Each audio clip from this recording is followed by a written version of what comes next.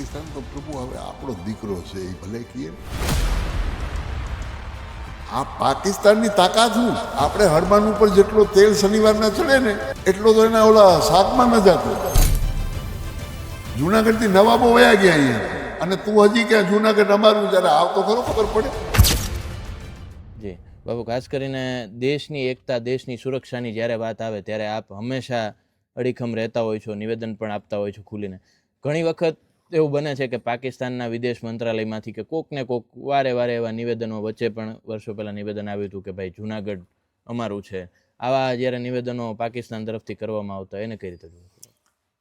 પાકિસ્તાન તો પ્રભુ હવે આપણો દીકરો છે એ ભલે કહીએ ને એનાથી શું ફરક પડે? જી દીકરો કોનો? ભારત માતાનો. જી એ નોખો પડ્યો છે. મેં હમણાં કીધું નહીં કે ભાઈ બાપના બે દીકરા હોય, નોખા પડ્યા હોય, એક આમ જાય એક આમ જાય, બીજી કાંઈ તાકાત નથી એની.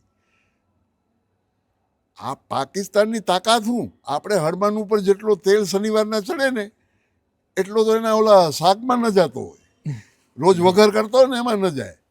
આ તો ભારત છે.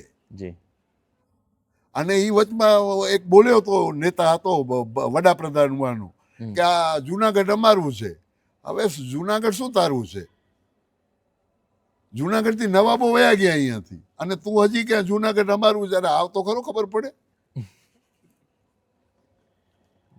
એ તો એ ભસતા હોય ને પ્રભુ, હાથી તો એની મોજ મારીએ, ભસવા દેવાય.